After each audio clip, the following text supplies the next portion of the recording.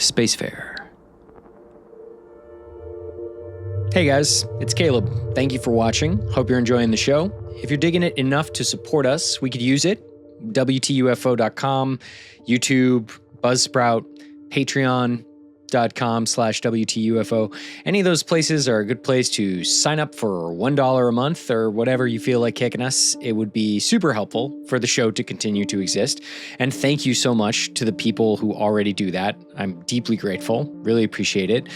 And I feel connected to you guys, which is awesome because we're all out here dealing with this weird, confusing shit together. And it's really nice to have some community around that. So I appreciate your contributions and I appreciate your comments and conversation, both on Patreon and in the YouTube membership, which is probably the easiest place for us all to gather going forward. Although they do take a bigger cut than Patreon. Anyway, thank you for supporting me, and I hope you please continue to do that. And if you haven't, I would appreciate it. Quick note about this episode. It's one of those times when I'm speaking to people who are a little farther down the rabbit hole than I am. I guess that would be a good place to use further.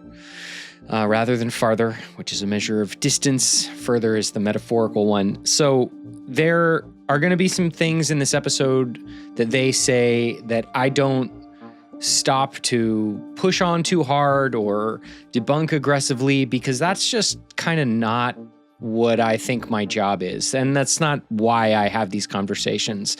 I'm not trying to iron out the exact truth of the situation in any given exchange. I'm just encountering people's points of view where they are and sharing in good faith my points of view with them and trying to learn about how they see it and what their sources and methods are and what their experiences are. And in this case, one of these two people is a serious experiencer. So I am very open to just taking people's word for it, basically, when they're sharing their personal direct experience. And I have no interest in pushing so hard on that it makes people feel bad about sharing in the first place. So I'm really grateful that they shared their time with me. And I just want to flag that the way that I'm thinking about these conversations is kind of like a holistic openness, a project of exposing all of us to each other's points of view. And I think most of you guys are already on board with that. So probably not necessary to explain all this, but I kind of felt the desire to share that. So I hope that puts the conversation in some useful context for you. Basically, take it for what it's worth. I had a really great time talking to these two. I think they're lovely people, and I learned a lot about their experience from them. So I hope you enjoy, and I wish you the best. And thank you again for supporting the show, which you can do here on YouTube or via Buzzsprout or through a podcast player if you can figure it out. Just, we would appreciate $1 a month, and we're very grateful for the dollars a month coming to us already from lovely people like you. All right, that's it. Enjoy. What the UFO? I'm here with Leslie and Stephen Shaw. Leslie and Stephen, it's great to meet you. Good morning. Hi, Caleb. Hello. Hi, thank you guys so much for joining me today. I'm really excited to speak with you. To give people the very quick primer, Leslie is a journalist and Stephen is an experiencer. This is the most distilled vision of who they are, which has many other aspects that we'll probably explore a little bit, but at the most basic level, you guys are a really fascinating team because you've got this journalist experience and sort of analytic mind on the one hand, and you've got this personal, direct experience of seeing UFOs and actually encountering some beings on the other. So just as a start, I wanted to say thank you so much for sharing some of your time with us today. Absolutely. And, Stephen has a medical background. He was an acupuncturist, and his science experience, his education was a lot more science-based than mine. And so he was such an invaluable partner in writing the book, because I could do most of the writing, but I needed him to understand the human brain, and how genetics worked, and the valid research, and how a comet would strike the world, and what that would cause. We made a very effective team in that way, so. I should have flagged this book right off the bat. You wrote this book called Who They Are and What They're Up To. So people who are enjoying listening to this show will likely enjoy reading this book, I think. It's available currently on Amazon. There's a Kindle and a paperback edition. And you guys alluded offline to your continuing work. You're moving toward there being an audio version, for example, and you've been updating and continuing to research and expand your findings. Is that right? Yes. Sure. Later on, we can touch on that when it comes up. Well, they're okay. Talking about it now, but we, in fact, don't buy the book right now. And in about a month, the second edition is coming out, and I'll feel bad if you got the first edition and then, oh my God, the second edition is. And it will be in audio and of course ebook, and it will be in probably 3 languages. And Spanish and Czech. A Czech publisher asked us if we could translate it into his language, and we said, wow, sure. Cool. So 3 languages and audiobook form too. So we're going to check that one off. Very nice. Okay, so the original edition was paperback October 24 of 2022, and people should be looking for an edition from 2025 when they buy this. Correct. Yes. Okay, cool. Our show will come out still a few weeks before that book goes on sale, so do hold out for the 2025 version, but do check it out because they've put a lot of time and work into this. Yes. So to that point, I thought I would do something a little bit different with you guys from your previous podcast interviews because you're out there. People can find your stories with other podcast hosts. And as you were telling me offline, you tend to start with the experience stuff and then build toward theories. And I thought we would maybe pancake that this time and flip to the what's going on side first, and then move into some experience or stuff or wherever else the winding road takes us. So as an entry to this, what the heck is going on? I thought I would ask you, I've been thinking about this in terms of sort of a tree lately, like a trunk of the tree being absolute facts or things we know to a near certainty or a total certainty. Branches, things that are likely, things that are sort of like easy to infer based on what we know for sure. And then the leaves are the possibility space, which goes off in different directions and has different levels of likelihood. So to start, I'd love to ask you what you think we know for sure about the UFO phenomenon. Okay. That's really interesting because actually Chinese medicine that does the root and the branch theory too. Okay, what is causative and what is more of effect? Okay, so what we do know as far as facts, we do know, number one, that the Great Flood did occur. We know the culprit, we know the size, we know what time. This is in the geological records. And we know certain basic facts there, tied in with all the 1,200 different flood myths from multiple different cultures at the same time that were not in touch with each other. This was a globally experienced event. We also know, too, that genetically that the human race was reduced to about 10,000 surface individuals at that particular time. We also know about the flash freezing of mammoths and other mammalian creatures, even including crocodiles in Siberia at that time. So when we started tying all that together, the physical facts that we can measure and see, and what is much more likely, it started to make sense, especially tying it together with the 4 generations of my family background having experiences. Did you hear last year that these Harvard researchers came out with a paper saying they call it the crypto-terrestrial theory, and that's a fancy way of saying that we don't think UFOs are visiting here from distant star systems. We think they're being launched from here in hidden sources here on the Earth. And they are not truly aliens. They are troglodyte mutants.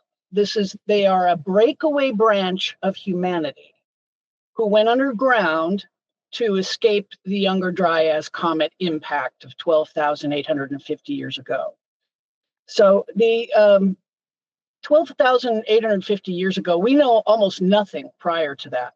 History just disappears, except for the some Sumerian tablets, baked tablets from way, way back. And the Göbekli Tepe. Yeah, but even then, those go back to about 12,000 years. Before that, we know almost nothing about ourselves that anthropology can't tell us. We do know that Homo sapien became intelligent about 130,000 years. Homo sapien came onto the scene. Right. And so mainstream archaeology would have us believe that we sat around for 107,000 years doing nothing. Just hunter-gatherers, still in caves, picking fleas off our butts, and not even inventing the house, And then suddenly, 13,000 years ago, we got some gumption up and decided to grow a society and fly to the moon. But we think that we were very advanced prior to the comet, but all evidence of our society was destroyed by the comet. And there's a big reason too for that too. Like all the stories in whichever text you read, the Zoroastrian, the Bible, Mahabharata, it doesn't matter, the Chinese, all talk about this forewarning, this foreknowledge of a cataclysm that was going to happen, and they had a limited amount of time to prepare for it. Build an ark, build a city underground like Derinkuyu in Turkey, the Anatolian plains, about 300 miles inland from the ocean. And then there is also a similar type of ending too, that after a lot of years that there were these tall white Caucasian bearded men that came back to the surface, and said, we're going to give back civilization. We think these cities underground, it's kind of like the Deep Impact movie. Yeah, it's similar. Where you've got this killer asteroid is coming. President Morgan Freeman sends the Hollywood guys off to blow it up for us, and so. Yeah. But Plan B was to sink these deep underground cities.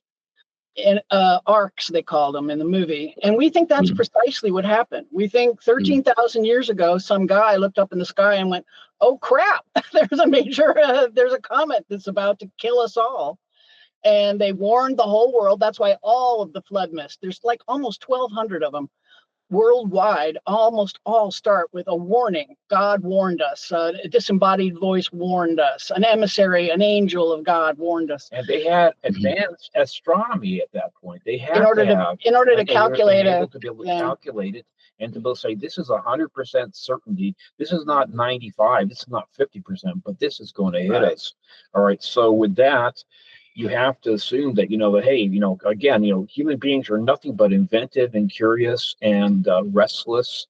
And we have been smart very smart at different points in time. And this explains some of the anomalous megalithic architecture from the deep past that nobody understands how it's made. And they're constantly attributing it to people that cannot have built it. It's not possible. You can't build with granite when you only have Bronze Age tools. Bronze and copper. You can't, you can take a bronze tool and whack it all day on a piece of granite, and it's just going to wreck the tool. It's not going to. On the Mohs scale, they're not even close. So it points more to we were a civilization that reached a height, possibly even had a space program. We think that might be why there's some structures on Mars and inexplicable structures on the moon. So we were advanced enough to have a space program. We had advanced astronomy when the comet went bam into the world and caused we think a lithospheric shift as well, in addition to just the impact of a comet.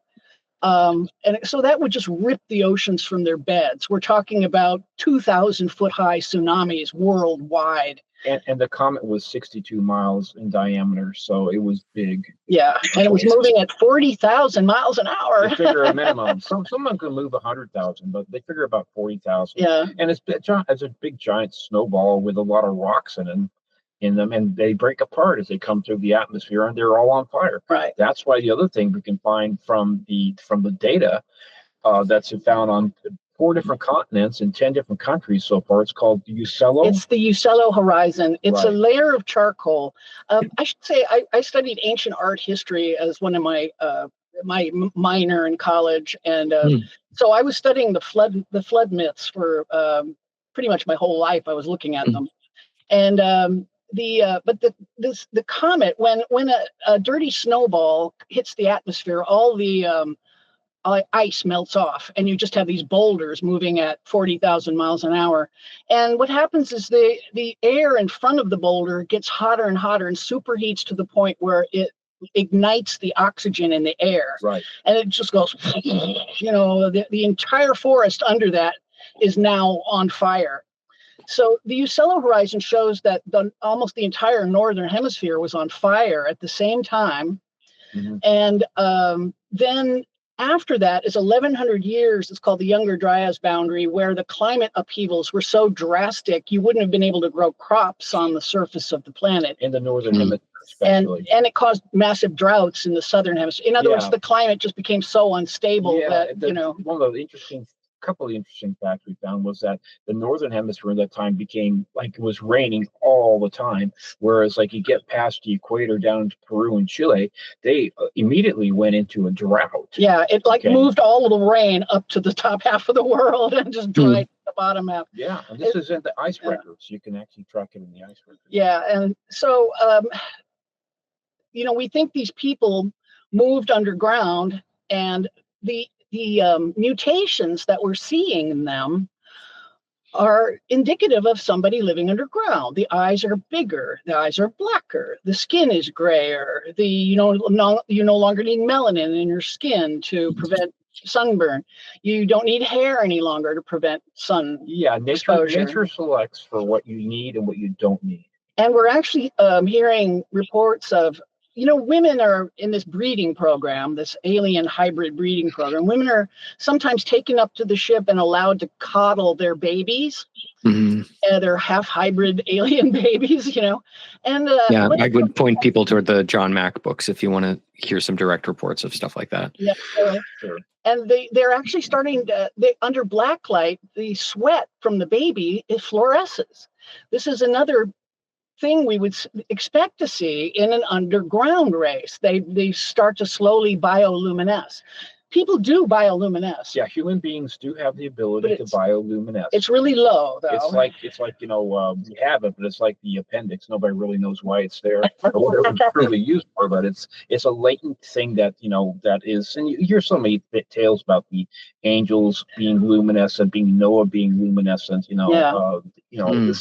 It's something that we do have. And the Nordic aliens are frequently described as slightly glowing skin or slightly luminescent skin. So you start putting it all together. These are things you would expect, mutations you would expect to see in a troglodyte race. Yeah, and troglodytes is like, they're living underground. It just means underground. Yeah, it doesn't mean that they're stupid. Sometimes we use it like, oh, you're such a troglodyte. You're such a caveman. You're such an idiot. We don't mean it in that. No, it just literally means underground dwellers. And so we think Atlantis was a real place on the Atlantic coast. Near Spain. The Doñana bird sanctuary in southern Spain, they did some ground penetrating radar in the Delta area and discovered that there was a giant submerged city there made up of concentric rings going out, and just outside on the ocean floor there's all this cut rock that looks like a tsunami filled up a city and dragged it out into the ocean. But we don't subscribe to the idea that Atlantis was a continent out in the middle of the ocean somewhere. Even Plato says it was near the Pillars of Hercules. Right. So that's another thing. It's not only is it, there's some evidence that makes it look like Atlantis, but also it's in the right place. It's exactly where Plato said it was, just outside the Pillars of Hercules, up the coast a little bit from Gibraltar, which is the ancient term for the Pillars of Hercules was the Straits of Gibraltar. Right.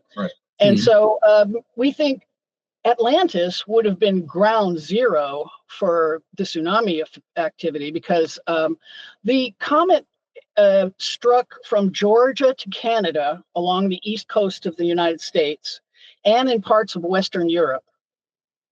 So it's reasonable account figures that there must have been pieces that also hit the Atlantic Ocean, and that would have been just, like I said, ground zero for the worst of the tsunami effect there.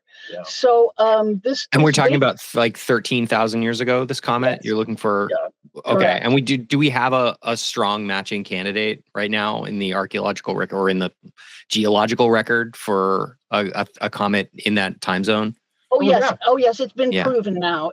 Okay. New data has come out. For a while, we thought it might be the Hiawatha asteroid that was discovered in a crater in Greenland. Was discovered Greenland, but 2016, but you ruled that out because it turned that out has to been be ruled far out. older. That's been older, and that's one of the reasons we did the second edition, was that the new information came out that it was the Younger Dryas that was dated to the correct time it was period. an airburst that actually happened. Comets tend to airburst, and Yeah. they actually leave what are called shocked quartz. And shocked quartz, there's difference in shocked quartz between an asteroid impact that actually leaves a crater and an airburst. The striation and the fracturing is completely different. Yeah. And plus, now dating it with the ice core samples and with the other evidence they found with shocked quartz and the area, which is now Lake Superior and above, they've been able to accurately date it. Okay. To 12,850 years ago. Yeah. And that was, what is the name of this? Does this comet have a particular name? It's the Dryas. It's called the Younger Dryas comet. Okay. And it caused the Younger Dryas cooling period that followed. Right. We were on the way out of an ice age when it struck. But when it struck, it turned us right back around and plunged us right back into the ice age for another 1,100 years, actually. Yeah, they figured that one. Yeah. Okay, so just clicking back out to this rubric of facts and speculation, we've got the Younger Dryas comet, like roughly 13,000 years ago. That's established fact. We've got the flood myths of 1,200 different historic traditions or religious traditions, as you mentioned, and many of those that come with stories about warnings of some kind. Right.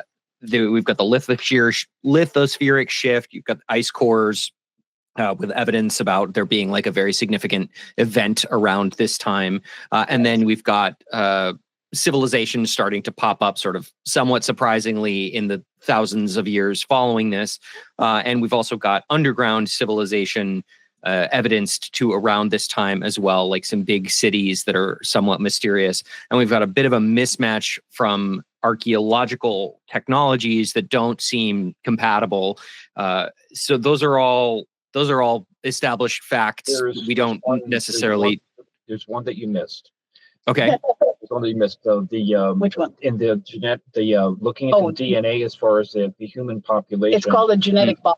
The genetic bottleneck. Mm-hmm. We were reduced to about 10,000 surface individuals at that time too. So when we that's important. started studying the UFO data too, and the UFO data kept not aligning with what facts we knew. So you've got your theories about UFOs and your facts, and they just weren't meshing. They were, this is pervasive. It's all over the world.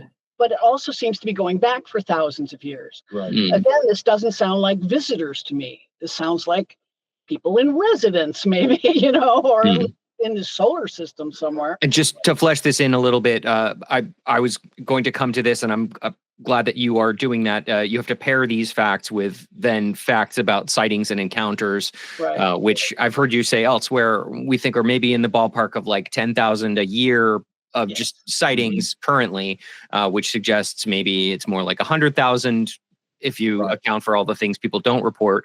I don't think we have a great number of being encounters per year, or at least I haven't heard anybody throw out a really established number of like how many people say they encounter some kind of paranormal beings. Oh, you would call that a sighting? So you would say like... No, like it's like a UFO sighting. That's what UFO sighting. Okay, right. So encounters, I don't think we have those numbers unless you guys have seen those numbers. I haven't. We don't have those numbers. It's hard to tally because you've got different hypnotic regressors working all around the place, slowly regressing the people and the aliens are pretty good at wiping memories or turning them off. This is what they do. They we just heard this recently, but from the O'Leary brothers. What they do is that when they take you on the ship, they turn your memories back on, so they don't have to go through the terror response every single time. It's not, oh my God, I'm on an alien ship. It's more like, oh, this again. Right. Okay, so there's fine, and so there is go ahead. but then they turn the memories back off when they put you back. And so it's similarly, hard to, there have been reports of a sort of like emotional management around these events where people like suddenly are very scared or suddenly not scared at all in a way that they otherwise would be. Or there have been like people who actually, Stephen, you have one of these experiences where you see something really weird and then like you fall asleep immediately thereafter, which as Leslie has pointed out is an unlikely response to seeing something that weird, and sort of suggests that there might be something else going on. But I also just want to keep us a little bit broad briefly and tie back in what you were saying about how these reports from the contemporary era line up with reports that go back hundreds or even thousands of years. They start to sound like different things, like sort of folklore, like religion. But there's this steady drumbeat of stories of encountering different kinds of beings. So we've got all that stuff in kind of one factual basket now, the big changes to the earth, the civilizational turning point, genetic history, the long history of these encounters, and the contemporary ongoing phenomena of seeing things and encountering beings. And we're now going to try to speculate based on that data what the heck might be going on. And it sounds to me, I'll put words in your mouth one more time and then you can correct me, like you guys are big fans of the crypto-terrestrial hypothesis, which I think would, please correct me, but go something like there was this big disaster, an advanced civilization at the time was wiped out, but some fragment of it remained and diverged from what then became our garden variety humans today, and maintains a technological presence, supervising, maybe sometimes extracting things from, and otherwise hovering above garden variety humans in some ways we don't fully understand. Does that sound about right? Is that the state of your thinking, or are there some important corrections to make? That's the ballpark. We see, for instance, we see the Greys as really being a lot more similar to human beings than, let's say, the bonobos chimp or anything else. They walk upright. And we hypothesize that the Greys may very well have gone subsurface maybe 50,000 years ago, roughly. One thing we point out in our book is that these celestial impacts happen more often than people realize. They do. All through our I quoted about or cited about 12 or 15 of them in just the time frames where the human beings would have been evolving.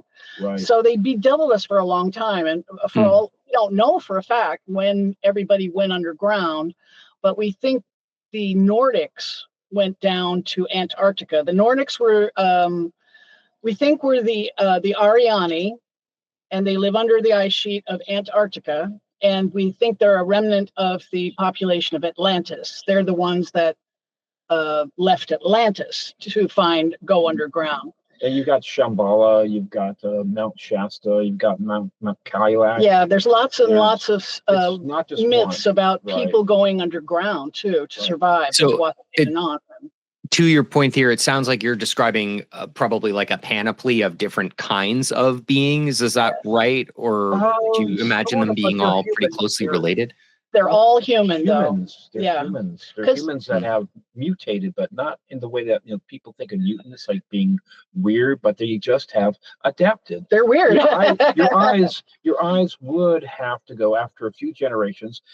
The body, nature says, okay, you need to have better vision. So we're going to put more DNA energy into improving the night vision, the rods and the cones. So you basically have better night vision. You're not going to have as much of a need for hair. Yeah. So, okay, you don't need to have much of that. Okay, so it's adaptive. Also, the diet would be different.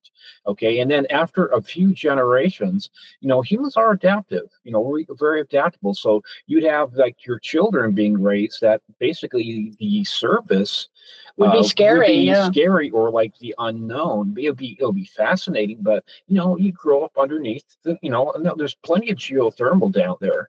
You can grow stuff down there, but anyways, we adapt. And so we're not saying that it's like all these multiple different races. We're saying it's us, that we were advanced, and we basically said, what can we do? We can't blow it up, we can't stop it, but we can go subsurface. Yeah. And that's what they did. And we think they did it all around the world. And so they've been living under different conditions all around the world. Right, sure. For instance, the reptiloids, they may be, they seem to be coming out of Southeast Asia.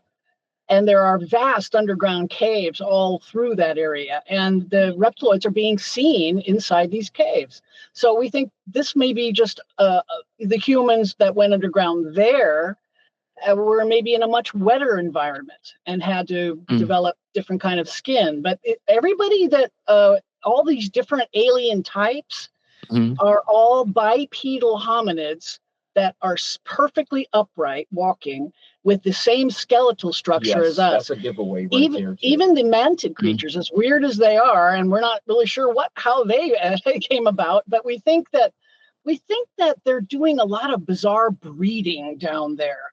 They keep stealing human DNA from us and making these hybrid creatures. For instance, Bigfoot is reliably testing as half human. Right.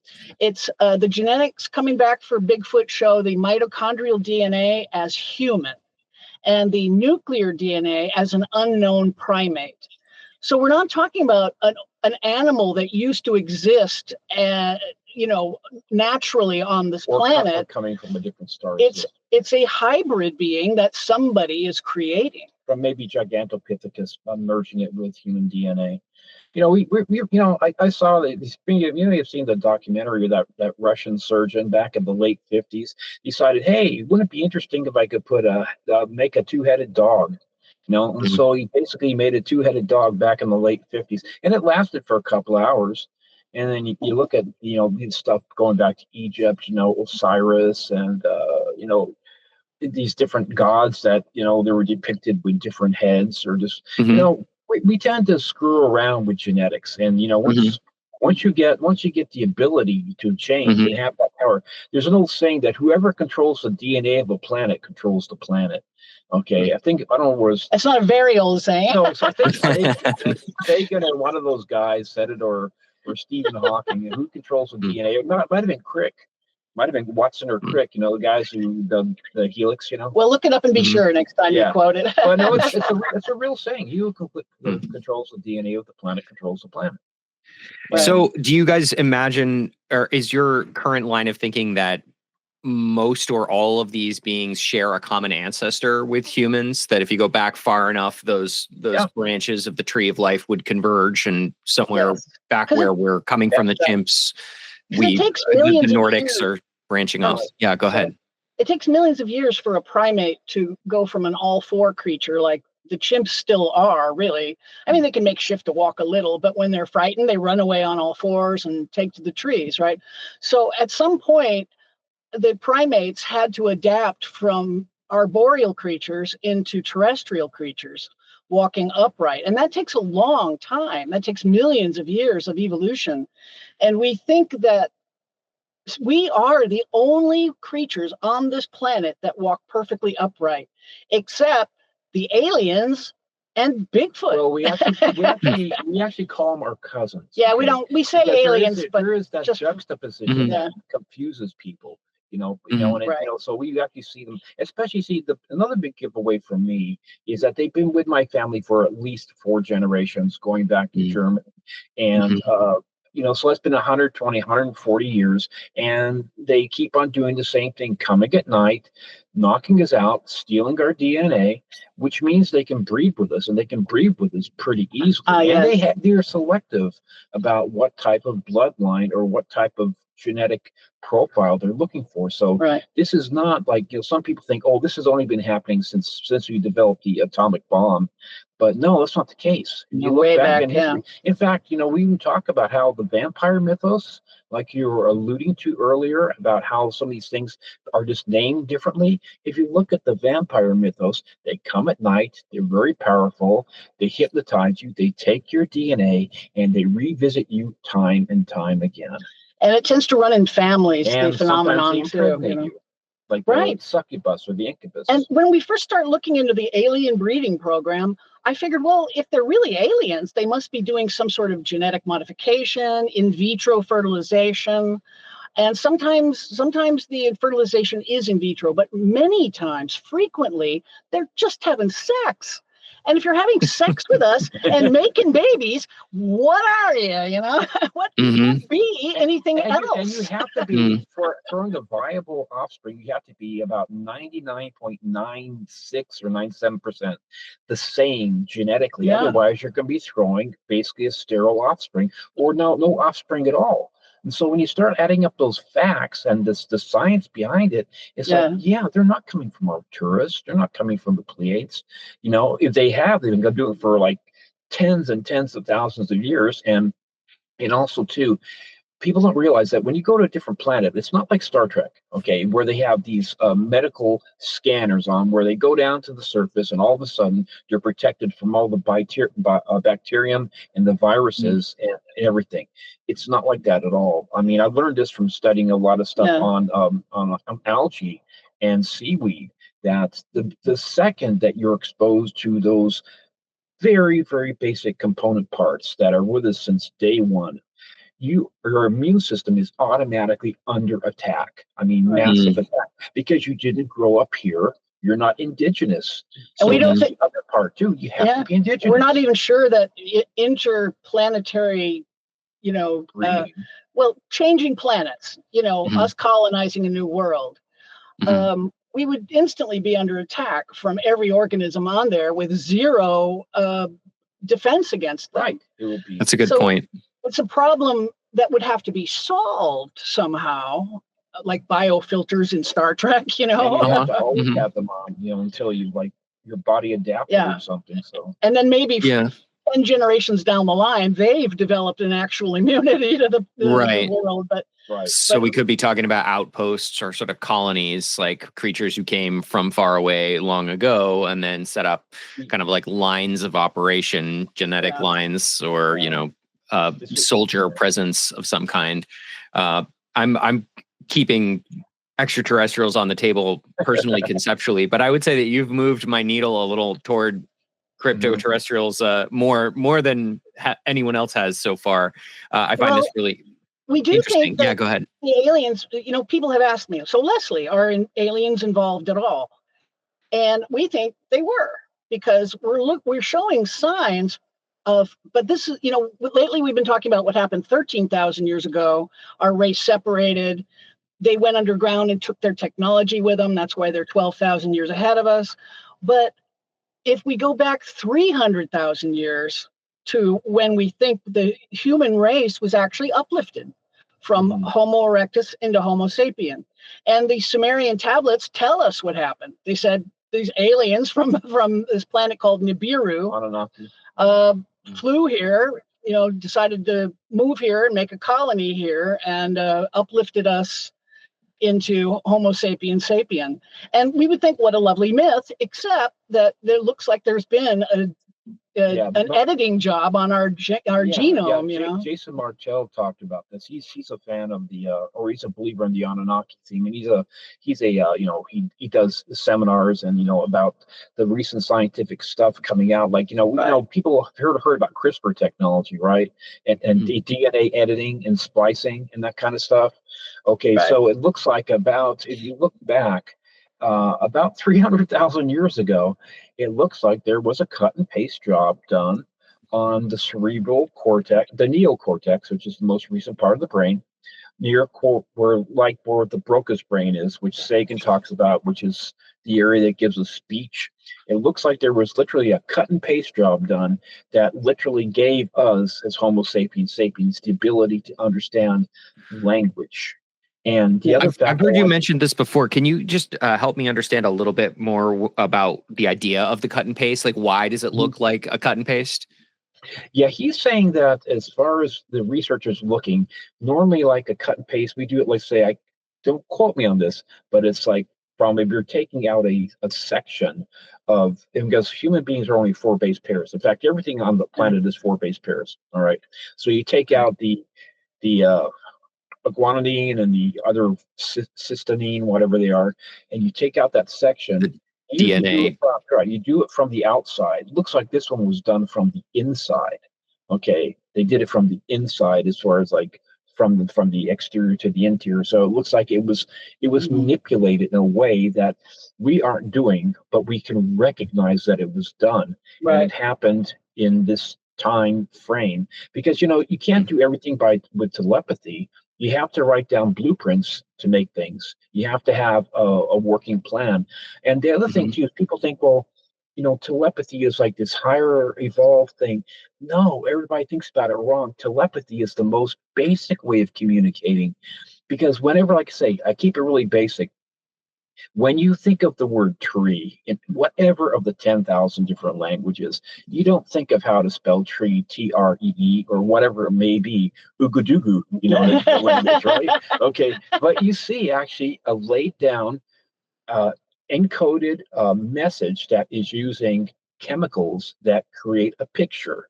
Okay, you may see an oak tree first, you may see a cedar tree, you may see a baobab tree, but that's how language is communicated. It's communicated in a telepathic way through pictures. So all they have to do is just tap in telepathically to us, because we all have that inherent in us. Okay. Yeah. And that's also another reason why they really kind of prefer people that have slight or more developed abilities with telepathy. It makes it easier. Okay. Most abductees, the government did PET scans and MRI scans of the brains of abductees and determined that they almost all have the same kind of brains that people with ESP have. So one of the alien criteria for the abduction phenomenon is ESP abilities. They also are, this is one of the things that didn't match the theory and the data, was they're taking 94% Caucasians. Mm-hmm. And it makes me think, well, why? If you're really an alien race coming from another planet and you're interested in human DNA, why wouldn't you be interested in everyone's DNA? And we make up 16% of the world's population, so that also didn't make sense either. So to that point, I've heard you cite that stat, but I was wondering where you got the stat about 94% of abductions being Caucasian. Like, is there some sort of like global resource that you find reliable? Yes, there's a website that was trying to make a tally of abductee data, and it's in the reference section of our book. Yeah. But that's coming from most of our abductee data I got from Professor Jacobs, because he had a very long career of hypnotic regressions. He did 10,000 of them, and 10,000 is a nice big data pool. You can actually get some real data and numbers from his work. So one of the things that he figured out was that even though Rh negative blood types only make up about 9% of the world's population, they make up about 50% of the abduction phenomenon. Also, they tend to take people with green eyes, which is also a much higher percentage than you'd expect. And that's not a mutation, but a recessive trait. It's a recessive trait. So they're after a very specific person. And when they find that person, they take their brother, their sister, their mother, their father, their children, their grandchildren. It tends to stay in families. It tends to run in families, the abduction. If you're breeding Doberman pinschers, you're going to tend to take Doberman pinschers. Right. And we think that this proves, rather than that they're an alien race, or at least points to this, that they are a Caucasian branch of the human race. And so a Caucasian branch of the human race would have all kinds of use for Caucasian DNA. What use do aliens have with so much Caucasian DNA? And the answer is there are little variables too. Because I was a doctor. I studied this stuff like every day, 5 hours a day for decades, right? And like, for instance, African Americans and people from Africa, a lot of them have an extra muscle in the area, what we call the calf muscle, or the gastrocnemius. That's one of the reasons why it makes a better long distance and sprinter runners overall. They have this extra muscle that we don't have. People from Asia, their knees are designed slightly different than our knees are. When they've done tests on like astronauts to go up into space for lengths of time, you got always you have to deal with bone mass density loss, right? Well, it turns out that the African Americans or people of the Negroid genetic background, they have the highest muscle bone density, and they do not lose bone density at the rate nearly that the other races do. So there's going to be strengths and weaknesses, whichever way you look at it. And we think the Nordic aliens are the ones in charge. Interesting. Okay. Yeah. That is fascinating. I want to click out one step and then back into this, like, what are they doing question, because I think it's really fascinating. But I just wanted to quickly flag, because we breezed by this, that we describe, I think, at least 3 big ideas about who they are potentially. Right. One would be, like, the most basic would be that we evolved a bunch of different species who are bipeds and have different abilities, evolved on Earth and diverged from each other. And some of them are kind of operating secretly. Another would be that some kind of uplifting event happened like 300,000 years ago-ish. There's some record of a brain change in the historic archives there. So it's possible that there was an uplift and then a divergence. Maybe that uplift could have been I guess the definition of uplift would be that another advanced species came and tinkered with our historic line in a way that then potentially created divergent species with different kinds of special abilities, some of which operate secretly. But all of us have like a shared heritage of Earth, like a 300,000 years worth of sharing this planet. Then there's the sort of classic UFO theory of extraterrestrial visitation, which is that most of these beings that we're witnessing are from somewhere else, based somewhere else, sort of inherently linked culturally and civilizationally to some other home, basically, than Earth. Those are 3 different threads that could all potentially match up with what we've been seeing. And I just wanted to flag that they were very different ideas. Yeah, they're all different theories. The thing with the Sumerian version and the Anunnaki thing and the Nibiru thing, there's this ancient creation story called the Enuma Elish. It's Babylonian, but the Babylonian version refers to an ancient Sumerian version that we have yet to find. But the Enuma Elish talks about the creation of our solar system, and how this planet Nibiru crashed into a water giant between Mars and Jupiter called Tiamat, broke it apart, and part of that planet flew off and became our Earth, and one of its moons went with it, and that explains the size of our moon, why our moon is so gigantic compared to the size of our planet. And and I know this sounds crazy, but it explains the asteroid belt. It explains our moon size. And if this really did happen, at one point, the 2 planets crashed into each other and exchanged water, the waters of the 2 worlds, making our evolution possibly parallel. And maybe it's the reason why they are capable of surviving on our planet. Yeah, the interesting thing too is that in one of Sitchin's books, it was written Earth Chronicles or something. He goes into a lot of the science stuff, which I really like about Sitchin, and astrophysicists and all that. They've been looking at all the basic possibilities of how our solar system and the Earth was created. They've gone through the collision theory and all these different other ones, and they've been starting to come back. Says the only one that really holds water and makes sense is actually the Enuma Elish. And you got these guys that have their multiple PhDs. They're finding, well, if this happened, this couldn't have happened. Okay, but they're finding that what really kind of explains it in different words is the Enuma Elish from Sumerian. Yeah, and which is another interesting thing too. And it also explains Pluto and its bizarre orbit. Pluto used to be a moon of Saturn, and when Nibiru passed by it, it dragged it with it. The gravity pulled it out of its orbit and created this. Pluto had, most of our planets go around the sun like this. Pluto goes like this. It's a very weird orbit, and Interesting.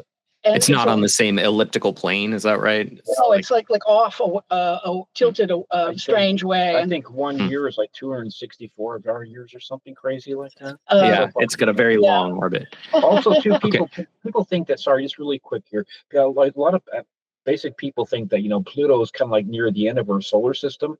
Not even close. The Oort cloud is about 200 billion miles away. It's part of our solar system, and it's where a lot of the comets come from. Now, Nibiru is only 50 billion miles away.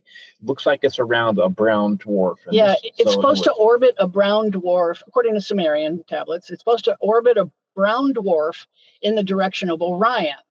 And then in 1986, a bunch of countries paid for this satellite called the IRIS telescope. They sent a infrared telescope up into space, and sure enough, we detected a brown dwarf in the direction of Orion. Right. So it's a possibility that's true. And so many things in the Sumerian and Egyptian background, they point to the belt of Orion as being holy or important, and so that's a possibility. But if it's only 50 billion miles away, Nibiru is still actually part of our solar system. Right. So we're still not talking about interstellar travel here. Right. So we've got some serious possibilities that involve ancient alien crossover with life on Earth. And we've got this ongoing phenomenon of interaction with some kind of beings, whether they were evolved from here or whether they're visiting more recently. I want to get back to what you think is going on with the abduction phenomenon, and like I interrupted us at a point where you were leading somewhere. Like it sounds to me like you are looking at this data and saying they're picking particular people with particular qualities, and then they're sticking with these families over the long haul, generations and generations. So I just want to ask, what does it seem to you like this implies? Like if they are targeting people with specific characteristics, does that suggest some kind of program to you that's different from, say, like a broad scientific survey? And if so, what do you think it might be? You take that. Okay, I think they are terrified of our nukes. And we think that this breeding program is an effort to infiltrate into our society and change us from the inside out. We think that's what the breeding program is all about. It also could be that they're having trouble staying viable, living underground. They may actually need our genetics to keep their race going. But we see evidence that we think they took herds of animals underground with them as a food source when they went underground. And we think those herds are also becoming non-viable, and maybe that's why they're doing all these cattle mutilations and other animal mutilations. It's 90% or higher, is of the animals of man are being mutilated. There are exceptions. There's sometimes the wild animals, and there was one killer whale in the middle of Alaska, that was found in a mutilation pile of animals, but mostly it's the animals of man that are we think they're cattle that they took underground with them, their goats, their sheep, their horses, everything they took underground with them is becoming non-viable and needs regular infusions of DNA from surface beasts. Yeah, and the nuclear detonations, whether it be atomic or hydrogen. As far as as a race, we've had over 2,000 detonations since 1945. Yeah, and it's making them mad. We don't think they like this, right? Because if we blow up the planet and they live here, we kill them too, right? So they've been ever since we had nukes, they've been following our planes, following our military. in this recent, in 2003, the summer of, the two pilots testified to Congress along with a whistleblower named 2023, right? And one of the pilots said, these things are following our military every single time we go out on maneuvers. I think monitoring our military because they're worried that we're going to blow up the whole planet. And the message to Admiral Byrd was, normally us people from under the ground, we try and stay out of your barbaric wars. You know, they think of us as barbarians, we think. Mm-hmm. And Admiral Byrd, that's the pilot with the Antarctica Journal story. Is that right? And a couple other co-pilots, a couple other one. Yeah, he had a small crew with him. He flew into this giant hole in Antarctica we now know exists. You're right. You know. You're right. Interesting. So, I was going to flag that as sort of a moderately unreliable source, that he was somebody who sold his story, didn't have a ton of backup. It was a really far out there. I basically have that on the lower end of the likelihood leads. 6 years of the military, and all my family being in the military too, is that during World War II, it was extremely common to keep 2 different versions of an account. You keep the one that you keep to yourself because of all the stuff with like the spying that was going on. Ian Fleming wrote the James Bond novels because he was like the equivalent of like MI5 in Great Britain. They would always keep their hidden stuff, and they had no motivation to make up a story like that. I'd like to say though, with the Admiral Byrd data, when I first read the diary, I thought, what a lovely little story. It's like, like Jules Verne's Under the, to the Center of the Earth kind of story. Right. How lovely. I loved it. But since then, we've a lot. There's so many corroborating things about Antarctica. There's the giant hole that was discovered by a whistleblower and told about, and it has That's news to me. I have since seen it. Somebody who wasn't supposed to fly over it flew over it, and it had it all over Instagram, where they were showing they were flying over an ice sheet, and there was an enormous hole. And I was thinking to myself, you guys better get out of there because it's a no-fly zone. But so there's the hole under the giant hole found. Then there's the Anita data. The Anita data backs up Admiral Byrd's story. There are cosmic rays coming up from under the ice sheet, and 2 different Anita probes were sent into the atmosphere and detected them. And it's called the Anita antenna or something like that. Antenna is the last word. But then we also heard the documentary about what really happened with Operation High Jump. A Russian intelligence report was turned into a documentary for Russian television in 1986. And I've watched this, and it talks about how Admiral Byrd, the Operation High Jump we think he was sent there after the war to destroy the Nazi base that was under the ice sheet.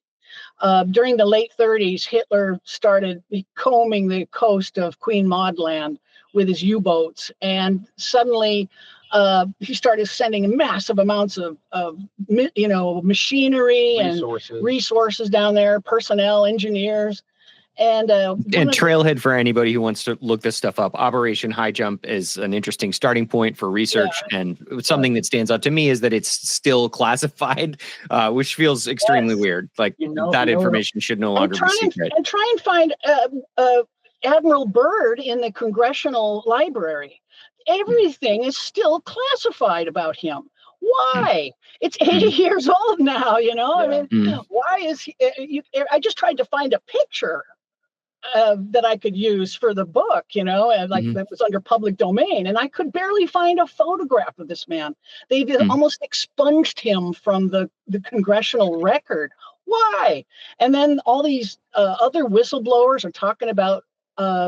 One guy said there's an alien octagonal shaped black base sticking out of the ice of Antarctica, and he went inside, and there was all these green hieroglyphics all over the wall. It was 72 degrees inside. So I've we're heard hearing this story. whistleblower data about coming out. So if it was just Admiral Byrd's diary, I would say, yeah, I don't believe it either. But we're talking about a lot of other corroborating things pointing to this actually being there. Right. And then Stephen is able to astral project still. I lost the ability, but he still can. And so I told him, I said, whenever the next time you're astral, I want you to go down there and check these bases out, right? Well, it's defended. There are I tried. Yeah, there are remote viewers apparently blocking people from flying down to Antarctica. So I know that's hard to corroborate that as evidence, but it's just one more thing. For your audience, if you've done astral projection, you know the difference between lucid dreaming and astral projection. They're very different. I mean, I interacted with a guy there who was also flying. I was flying through some really nice clouds and seeing some cities below. And I said, like, how do I get through these walls? And his name was like 2 syllables and then 3 syllables, the last name, kind of really an unusual name. He says, well, you just got to remember that the walls aren't real. You can get through if you want. And I still kept on trying to get through the walls. And yet he couldn't do it. I could not get through the walls. It's a very different, it's always in the twilight. Whenever you're astral, you're always just like twilight lighting, but it's an amazing experience, totally different.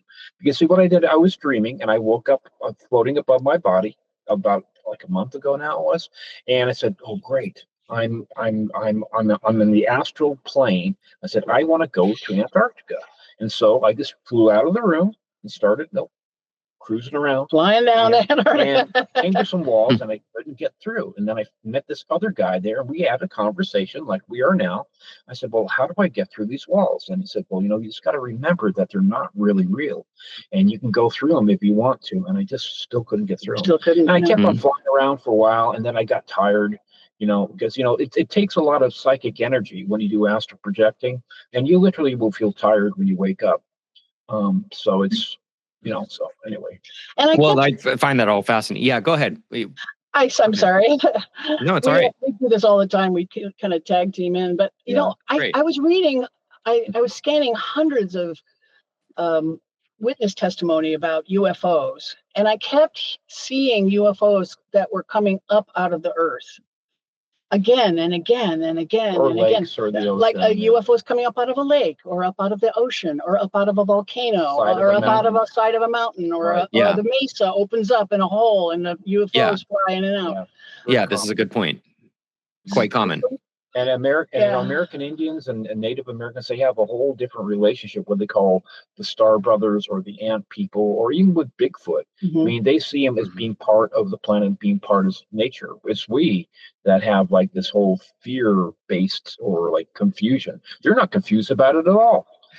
So I want to ask you about the secrecy, because this is when I woke up last night and then couldn't get back to sleep for several hours. I was thinking largely about the abduction or being encounter phenomenon in combination with the secrecy of these beings. It seems like if you take the reports of people or the direct experiences of people like you, Stephen, at face value, it sounds like we're encountering beings who can do things that normal humans can't. And that suggests to me that if they wanted to, if these beings are out there, they could make themselves apparent, and they don't. So the thing that I kept thinking about last night is that's rude. And that's like a very polite way to say it. That's like the nicest, simplest, glossiest way to say it. But there are darker ways to say it, like it's violating, or it's scary, or it's cruel or dark, or it's weird at a fundamental level. So I just wanted to ask you guys, what do you make of this this sort of schism between the power that these creatures are demonstrating, if they are demonstrating it, and their apparent unwillingness to engage with us publicly? Like, why, if they're so powerful, would they need to hide? Yeah, that's a good point. We think that our government became aware of these things in 1941. There was a Roswell type of crash scenario, but it was in Cape Girardeau, Missouri. And it was a crash ship with dead alien bodies, and they grabbed the evidence quick and took it off to Wright-Patterson Air Force Base. And it didn't hit the media like a media circus. They managed to keep keep it under wraps. So we know that they became aware of them, if not before then, by then. Well, and also too, got to remember that in about 1933 or 34, there was the UFO recovery in Italy. Yeah, there was a similar thing, a crashed UFO in Italy, and we think that that's where Hitler kind of got the idea From Mussolini.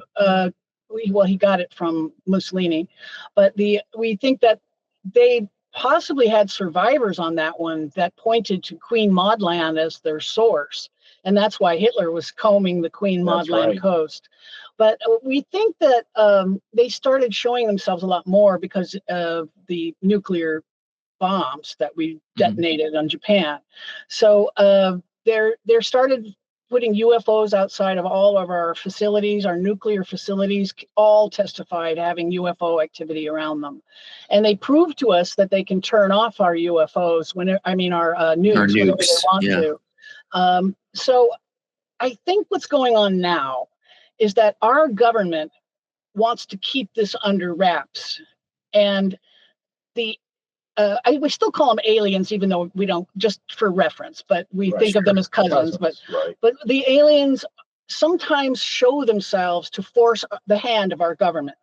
Say, oh, you don't want us to declare ourselves? Well, we'll just slowly fly over Phoenix and make sure the entire city sees us, and then maybe that's used to kind of force their negotiating terms. Yeah, they know our psychology because they are us. They know that we got the greed, gluttony, lust, vanity, pride, wrath, and sloth from somewhere, right? In space. So I think they really would like it not to be such a difficult thing to do, but you consider that all the abductions that have happened, and they're taking us and using us. So now all of a sudden we're going to admit that yes, we're not the top dogs on the planet. They've been living literally under our feet for thousands of years, and they've been taking people, sometimes not putting them back. Right. Now I have kids that are hybrids that I have never met. I mean, they're all, and then the effects on a religion and also on the stock markets. If disclosure were to happen, I personally think it won't happen myself. Yeah, we think that there's a very powerful faction in our government that does not want this to ever come out. And we take 2 steps towards disclosure and then we're knocked back. 2 steps closer, knocked back. And every single time. It's been 80 years of it. And, the new Arrow organization, all they're doing is trying to debunk and get and pressure whistleblowers and punish whistleblowers and pressure witnesses to change their testimony. Right. So and they're lying. They came out with the Go Fast video, one of the famous ones, Luis Elizondo. Yeah, the Tic Tac, Go Fast and Gimbal. They came out with a report saying we have resolved the Go Fast incident, and I read this entire report, and all they did was prove that with parallax viewing. They proved that it was a little higher than it looks and faster or slower than it looks. Right. But they didn't say what it was or why it's able to fly with no visible means of propulsion. They're basically trying to throw mud on the face of all the radar operators, all the pilots, all the people that were actually there. They're no friends. They always steal the information when they can. I mean, it's watch what they do, not what they say. So they're no friend to those of us trying to push for disclosure. I find that intuitive as well. I find the military hesitation to disclose whatever deeper information they might have pretty understandable. Like I don't like it, but I feel like I get where they're coming from. I don't think they have a strong incentive to reveal this information, and I think they have some good incentives to hide as much of it as they can. I really don't like this, and I really don't like the thing that has come to bother me the most is the lack of curiosity from what should be the engines of curiosity in our culture, like science and media, like specifically investigative journalism and research science at the frontiers. I would like to see those agencies pushing more to find out more information. And I think we are in the beginning of kind of a renaissance of that stuff, at least scientifically, not so much journalistically, just a little bit. There are some light wielders here and there. But what I find harder to understand is the idea of a superior race of beings, or many races of powerful beings, deliberately maintaining some kind of secrecy with regard to their relationship to us. And I'm just trying to understand or speculate about why they might do that, because by analogy, we don't do that to all the other beings on our planet, really. I don't think we mostly hide ourselves from like the orca or the chimpanzees, or like we tend to be really destructive. We take whatever we want, we spread out wherever we want, and then we sometimes observe creatures secretively, which is kind of like potentially a useful analogy here. But for the most part, we're blind kind of thing, you know. Yeah, right. A duck blind, or like, you know, if you're examining primates, you're gonna keep your distance a lot of the time. Tracking devices, you know. Tracking devices, right? We chip things, like we do stuff that sounds kind of like their interventions, but we're not ultimately that secretive to the other parts of life on Earth. And so it's hard for me to get my head around why they might be so secretive to us. Do you think, one like very small spark I'm noodling right now, is, do you think it implies that they have some level of concern about humanity's awareness of them, that it would be not their desired outcome for us to fully understand that they are in fact here? I mean, we think that they may be afraid of us. They're certainly afraid of our nukes, and our vast population. It's like they think of us as barbarians. So they have 8 billion obnoxious barbarians living in their attic, so to speak, on top of them. Well, also too, like that, the whole thing, like, say, I had a tracking device put in me when I was 18 years old, and my right deltoid. I know exactly when it happened, and that goes back to the experience, which will blow your audience's mind about what happened to me. That was a physical, measurable thing that happened. Okay, so anyways, they track us, and also too, like, I have no idea whether I have daughters and sons that probably taken my my sperm, and made hybrids. So yeah, now it's like Maury Povich me, you know. Oh, here's your family that you didn't know you had any kids, you know. But no, you've had kids all this time. I've never had children, you know. We had a guest a guest with us earlier last week who that's how he put it. He was introduced to his alien son on one of these abductions on one of these ships. Oh my God, they Maury Povich me. You have a son. This is your life. Well, just so people don't feel like I'm breezing by this, I heard you describe that this device that you found on an X-ray in your, I think you said it was your shoulder. Okay, it came out after another operation you had, kind of like a medical event. Reconstructive I almost lost my right arm in a accident on the military base. He shattered his shoulder girdle in 7 places. Oh no, I'm sorry. That was bad. Dislocation, shattering, that tore all my rotator cuffs. 2.5 hours of that before they're able to put my arm back in place. 2.5 hours of the most excruciating pain you'll ever feel in your life. I talked to women that have had pregnancies. And they've had shoulder dislocations. Not as bad as mine. Nothing bad. And they said they'd rather take the pregnancy over shoulder any day of the week. So I was actually laughing at the end. I said, I can't believe the human body can feel this much pain. It's like ludicrous pain. Literally, you know, it's and then they gave me the Michael Jackson juice, and I was sitting up on the table, and you know, the physician's assistant's just like watching me, and I'm talking and says, "Oh, when are you guys going to do anything?" You know, and he just starts smiling. I didn't even know that the doctor was off to my side, readjusting and put my arm back, shoving the shoulder back. Oh my God! Feelings started to come back into my hands, and I had no clue. I was awake and I was alert, but in that kind of in between type of thing. But I had no idea he was doing anything to my arm. God! Well, medicine is great, and that's just human medicine. That's human medicine. To your allusion earlier, we did mention at the beginning that we would maybe get to some experiences, and we're winding up toward the end of our time. So I was wondering, would you like to talk about those, the 3 that stood out to me in listening to some interviews that you had done, where you encountered a tall white and blue being, and that you once encountered some very small beings that you described on the sort of like the scale of like a garden gnome, and then there was a straight up gray experience that your brother, who has since passed away, experienced, and you relayed. And as you've alluded to a couple times, these encounters have been with your family for maybe about 4 generations, you said.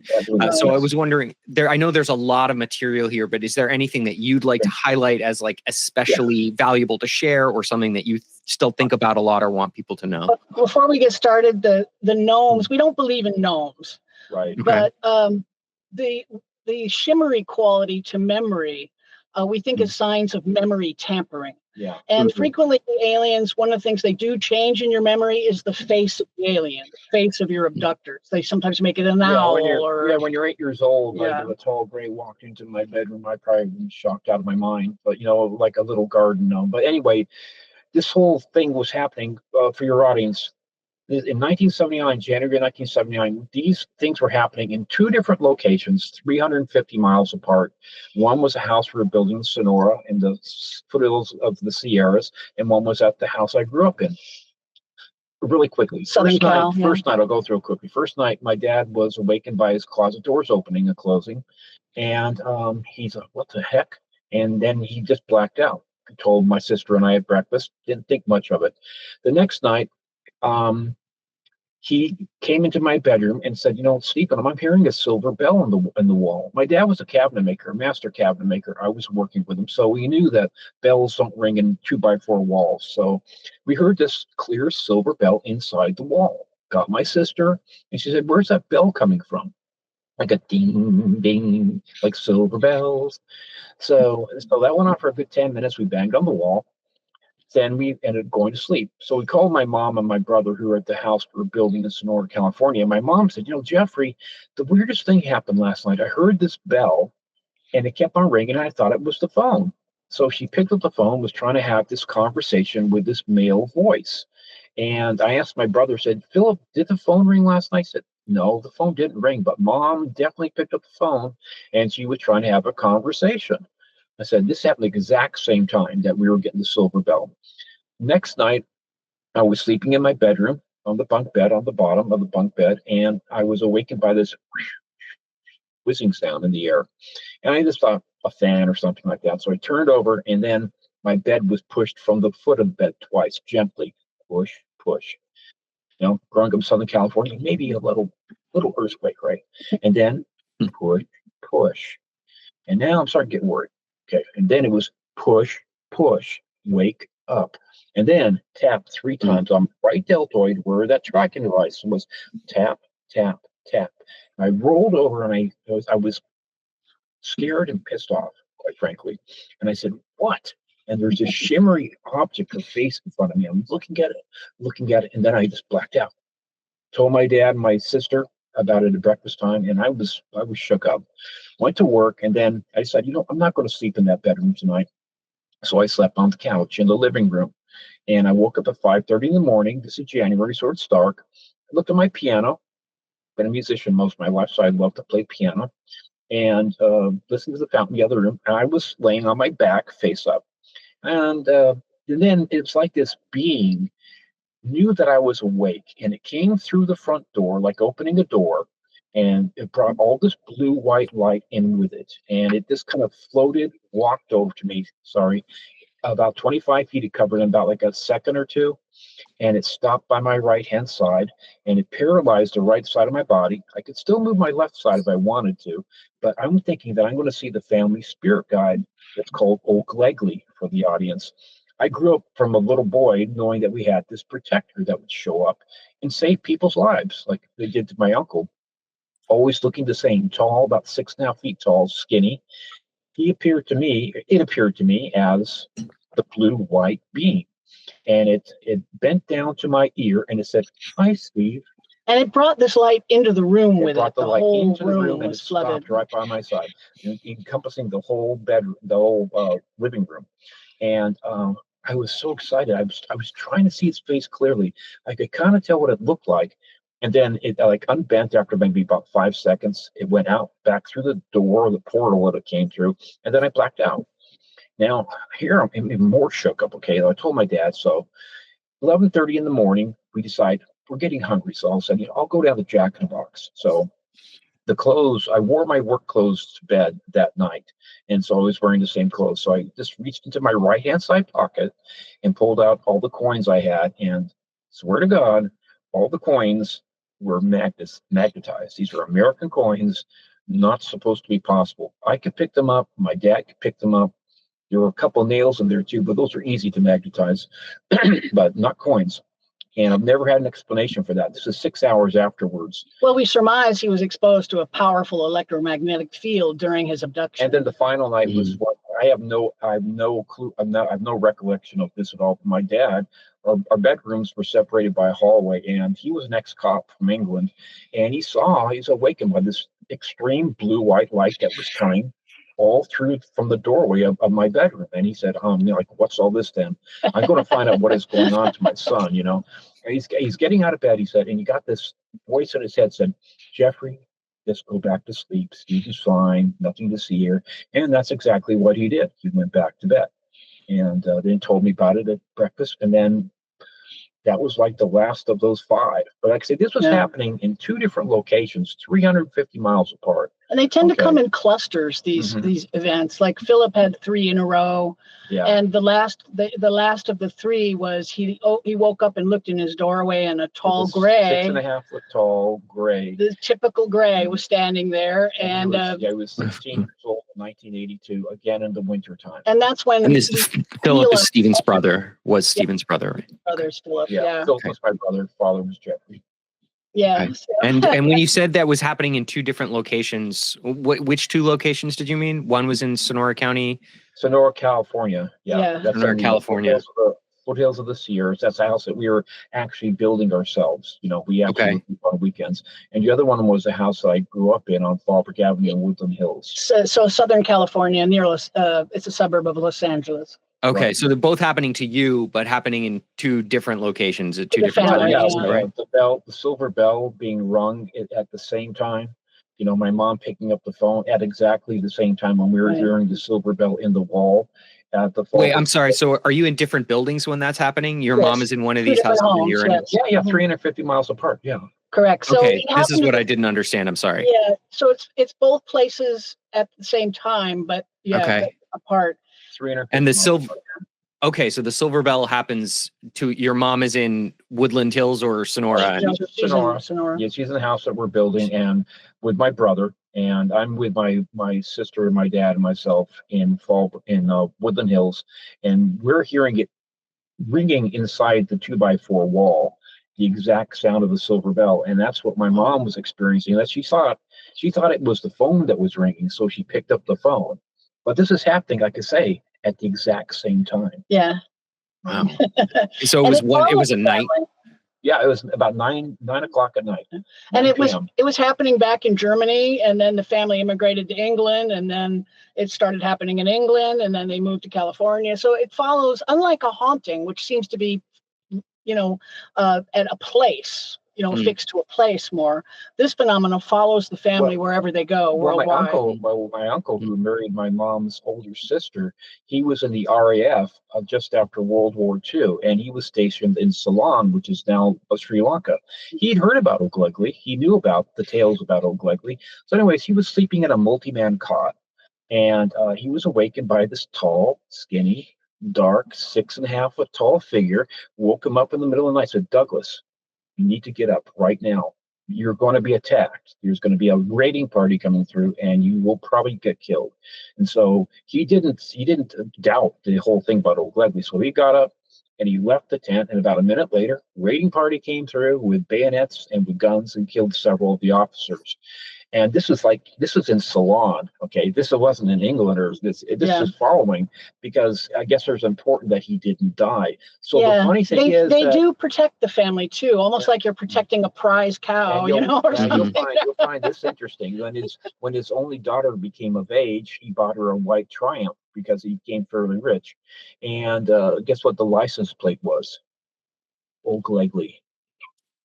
He took this thing absolutely seriously. Yeah, it's like thanking him for saving his life. And so we think that it is like a prize cow where a farmer protects his cow, but he abducts him every day to the barn so he can extract the milk he needs, and then he puts him back out into the field to make more milk. So that we think that they're draining sperm from the boys and eggs from the women, and then they put you back and let you form more sperm and more eggs so they can take you again and get them again, Yeah, like O'Leary said, he felt, especially Chris, he said, this is a total violation of our rights. He says, that, he doesn't feel like airy-fairy about this at all. He feels like you're committing a felony every time you do this so he doesn't feel, real happy about this at all, but it's amazing. The things are coming out like our show we did on the alien carvings coming out of Mexico.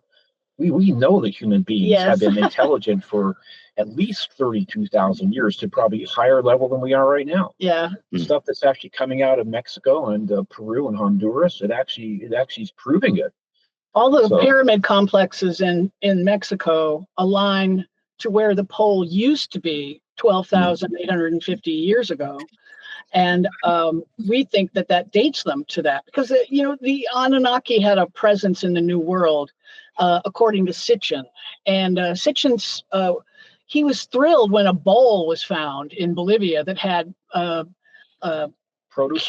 Sumerian cuneiform writing and Proto-Sumerian hieroglyphics on it, proving the Anunnaki had a foothold in the New World. Well, the stuff coming out of Mexico is covered in Sumerian symbols and Egyptian symbols, the grays, and pictures of gray aliens with wings and shape of sperms and stuff, with like sperm tails and rocket ships with fuel coming out. It's amazing. Sitchin would have just croaked if he saw it. He would have died on the spot, because it vindicates him. He was sure there was an Anunnaki presence here, and it's being proven every day in Mexico. And it's funny, they're calling them hoaxes and stuff, but the glue of a lot of these things have inlaid stones or semi-precious stones, and the plant glue is carbon dating to 25,000 years ago. What's the trailhead for me to look up here? Because you're breaking news for me here about the Mexican stuff. Yeah, look at aliencarvings.com. Or Ancient Aztlan. Ancient Aztlan, Atzlan. And the authors are, the first one is Michael Forrest. He's done several books now. And the other one is Joshua Sisler. Sisler, yeah. Yeah. Sisler. Yeah. And we've interviewed both of them. And we actually bought one of their pieces when we were at Contact in the Desert. And it blows your mind. This stuff absolutely just blows your mind. Yeah. The Mexican government they're saying, oh, it must be a hoax or some artists are making this stuff, Really? But the carbon dating evidence is saying otherwise. Kind of got in caves and they're just letting it wander out of the country as yeah, it's even though a lot of this bioluminescence too. If you put the stuff under a dark light, it turns this vivid luminescent green, sometimes red and green. Interesting. So the patinas they're using, and they made these amalgams out of a type of concrete that we can't make right now. And so all of a sudden, they're like polymers they were using, and this, it's amazing. You'll be really. You'll be glad we told you about it. And the sites where they're digging this stuff up, one of them is only about 120 miles away from Teotihuacan. And Teotihuacan is ridiculously attributed to people of like 750 AD. And it cannot have been built by those people, number one. And they found underneath one of the Temple of the Feathered Serpent, they found a lake of mercury. That's right. Mercury can only be created in an industrial process. Yeah. So again, pointing to an industrial civilization of which we know nothing from, building pyramid complexes in Mexico 12,000 years ago, at least 12,000 years ago. To this point, things we feel strongly about here, things you feel strongly about, right. Some advanced civilization that predates human civilization on Earth, right. Some kind of interaction with an extraterrestrial presence or civilization, but but far predating that transition, Yeah. and ongoing current interactions between whoever these advanced beings are and contemporary garden variety humans. And maybe garden is appropriate because the way you conceive of this is as some kind of harvesting relationship, that there's like an extraction of something that these beings are cultivating in humans and then extracting for question mark uses, perhaps involving DNA and maybe cultural integration. Does that seem like a decent sum up Yeah. where you guys are Yeah, the only thing that at I a would, high level? what I would say in there are like we don't like to call them creatures because as The far as humans, yeah. what we've really Okay. found is that they are us. Yeah. They are us, but from earlier time periods when the necessity was to avoid everybody being wiped out. The haves got to go underground Right. into cities, and the have-nots said, "It's too bad we can't take everybody." And us We on are the us. surface, we got kicked into the Stone Age, back into the Stone Age from Mm. the cataclysm and the horrible climate upheavals afterwards. And so, but they went underground. They didn't lose their technology or their culture or their knowledge. And that's why they're 13,000 years ahead of us, It's you also know? why they interbreed with us, because they need us so much too, and they don't want to reveal themselves. Like I say, Chris O'Leary said that, this is a violation. Yeah. Yeah. You're taking me. This is I didn't ask you to take me. Yeah. I didn't know Yeah. I had a kid. A lot of people react very violently. They found that out. Oh yeah, you guys are kids. Yeah. You guys are like more advanced than we are, but you're kidnapping us. Mhm. And where did my husband go? Where are all these disappearances? Yeah. Like in Yeah. the National Forest, there's called Missing 911. We think Um, that they take us and put us back Mhm. when they can't take us permanently, because they don't want to cause a stir. They don't want to cause, oh my God, where's my husband? Aliens took my husband in the media. They don't want that happening in the media. If too many were But- missing all the time. But Yeah. people that are alone hunting elk in the forest, they vanish without a trace. They don't put them back. They don't have to put them back. They get to keep them. And we Yeah, think there's a it's- very high missing persons rate in Alaska, for example. Yes, It's something exactly. like 1,000 people a year. Yes. Yeah. And to be clear on the alien part, we think that if the Anunnaki did what they say they did in these tablets, they used some of their own DNA to uplift humanity. And the alien part is that every single Homo sapien on this planet is part alien. We're all part alien. Right. And so, In that scenario. yeah, in that scenario. So that's Mhm. how aliens are involved. But what's going on right now, the things that are flying in our skies, we think they're being flown by our cousins rather than Mhm. aliens coming here from Right. distant star systems. Exactly.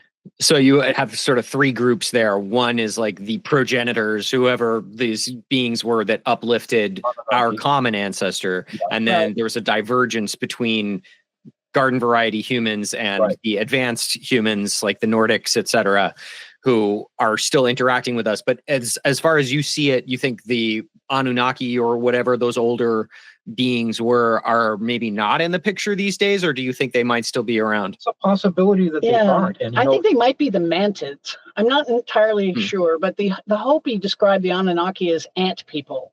And they draw them kind of like insect looking. So I was wondering if maybe the mantids have a little more Anunnaki in them than human. We wish we could, we'd love to have more proof, except that we're fighting the government. The government is hiding our proof. The government, and government is really powerful. If they wanted to, they could kick in our door and make us disappear. The senators and the congressmen, they really don't have the real power. They really don't. They can trying. think they do, but even the president doesn't have high enough clearance to get a lot of the information. And This is Carter. one of the reasons that I don't like using the word government to describe the whole operation. I prefer military and intelligence community as distinct from like the elected representatives. That's what I was They have saying there. different levels of read-in. Something you just said about the insects made me, I rang a little silver bell for me, because I was asking myself earlier, like, what is this relationship? with secretive beings who are extracting something from this much larger population, or at least it seems like there are more of us. And I'm looking down in my backyard here, and we happen to keep bees, and it struck me that that is a similar relationship. There are tens of thousands of bees in that box in our backyard. There are way more of them than there are humans who live in my home. Right. But we manage and extract their resources, Right. and they don't know very much about us. So it could be that we live in some kind of relationship like that to some advanced beings who think of us as fundamentally resources, and they don't especially feel obligated to explain their presence or activities to us. Does that feel right to you guys? They're cruel to us when they take us. But they have the ability to flood us with feelings of love and contentment and happiness while they're sticking a needle in your body to extract eggs out of you without any anesthetic. So they hurt their people that they take, and they terrify them, and they traumatize them. Poor Stephen's brother ended up committing suicide in this gruesome murder-suicide. He killed his mother, his 2 cats, and himself with a shotgun. And we think it's because of the early trauma Just 3 of months this after my dad abductions. died, too. So Oh, God, I'm so sorry. It was horrible. He had an orb that used to follow him around. This silver orb he built a house. He was kind of a hermit, he built a house out in the forest, and it had this long deck, and this silver orb used to float up and down his deck, looking in his windows, kind of keeping tabs on him. And this happened way into later in his life, and he said, I was afraid of it and I wouldn't go outside. But one day I had enough beer in me that he decided to go out and confront the orb, midnight, 1 o'clock in the morning. And so he's standing at one side of his deck and the orb is at the other. And he's just like, and then the thing rushes him and enters his chest and passes out through his back. And we happened to be visiting at the time in the area. And the next day he came over to the house, his parents' house, and he had a bruise on his back where this thing he said it exited him. Wow. And he said he didn't want to confront it again after that. Yeah. But actually, Sonora, California, as it turns out, if you do any research on Sonora, California, it is one of the 3 or 5 areas of this country, North America, that have multiple UFO encounters and sightings. It turned out it was a UFO hotspot. Yeah, I did not even know that, but it's a big hotspot. Yeah. Mm. I think the aliens troll for people to take to. Troll, yeah. So there, I kept reading reports again and again and again, where a person would be driving along a road and they would see a UFO cruising by, and they would think in their mind, "Oh my God, a UFO!" And then the UFO would stop and turn and come towards them, and then they would have this missing time. Yeah. We think that they're out there listening to minds that they can connect with. Yeah, sure, of course. Like telepathy is like brushing your teeth for you and I. So it's like, yeah, telepathy is a birthright of humanity. Yeah. As we started, at one point we were doing Kundalini raising techniques, meditation, chanting. And as we started opening the chakras more and more and more, we became telepathic. And so we think that this is something that they have just in their culture, that they grow up learning how to communicate telepathically, because it's a skill that human beings can acquire with work. Well, you hear about the star children, especially in China, the ones that have been measured to have put out a lot of chi energy or basically telekinetic. There are some people out there, especially children, that are telekinetic and telepathic, and definitely they are highly advanced. I mean, graduating college with degrees at the age of 12. And also too, these star children, they called, are really kind of hybrids.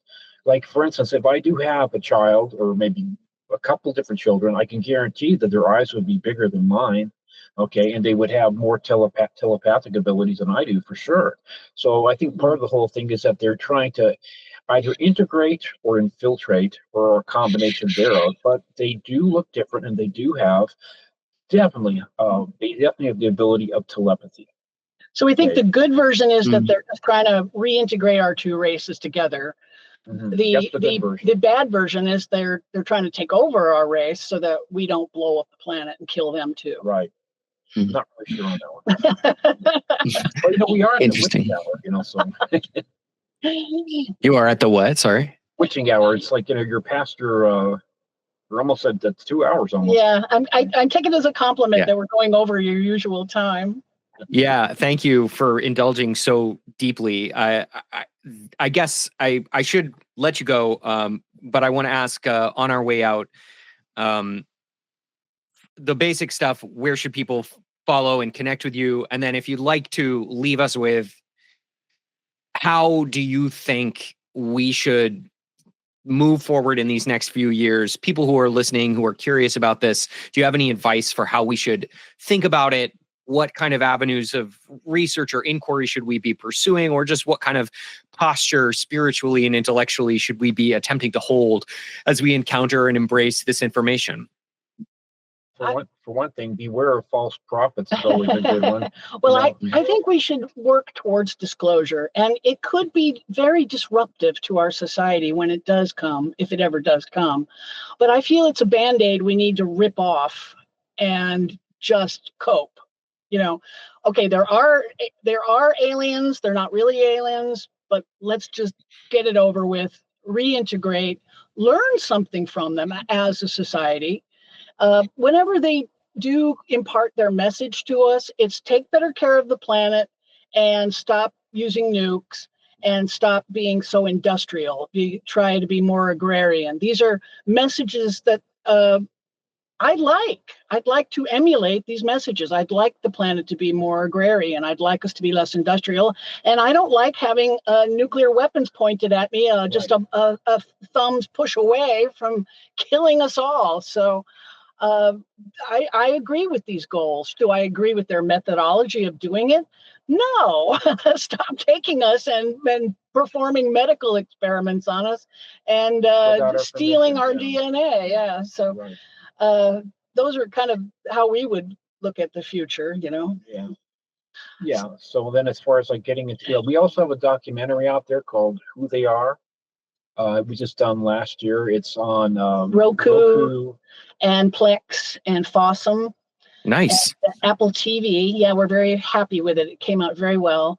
And then the book again is Who They Are and What They're Up To. Wait for a few weeks to buy the second edition. And we did add the latest news that's happened in the last 3 years, you know, in Congress and all that. And also a lot more of my stories and yeah, it turned out people were more interested in his experiences than yeah. I realized, and so we gave him a whole chapter. Yeah, that was the last part that we did in the first book, because I said, you know what's going to make us different? I mean, I've got a lot of history, and I wish I'd really asked my parents, my aunt and uncle a lot more. They were reticent to talk about it. It was like pulling teeth to get this information out of them. And, you know, we also wanted to make the correction about Hiawatha. We said it was Hiawatha in the book, and then it turned out to be the Younger Dryas. And so we had to scrape the egg off our face and correct that, you know.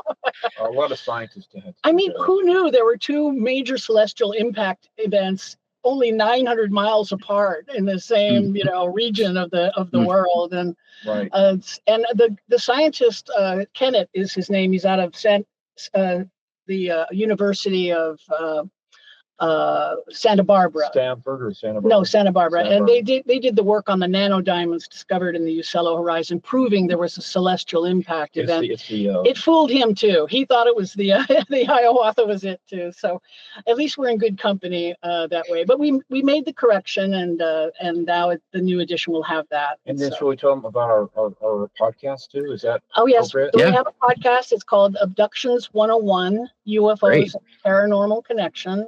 Okay. We're on Gnostic TV, the Gnostic TV network at gnostictv.com.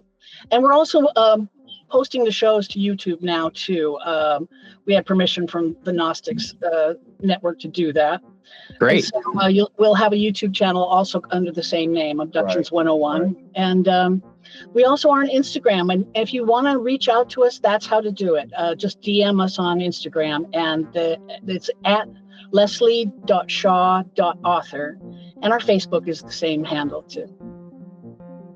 Great. Okay. Thank you guys so much. That was so thorough. I'm so grateful for you sharing so much of your time in your hot recording booth today.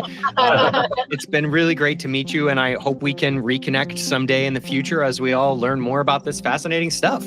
Oh, yes. It is. Anytime. And that's the show. Hope you enjoyed it. Thank you for listening or watching. If you like WTUFO and you want it to keep existing, support us at patreon.com/WTUFO or on YouTube or on Buzzsprout for as little as you want per month. Patreon or YouTube or Buzzsprout, this show is brought to you by you. So thank you very much for your support. I hope you keep listening, and I hope you have a lovely day.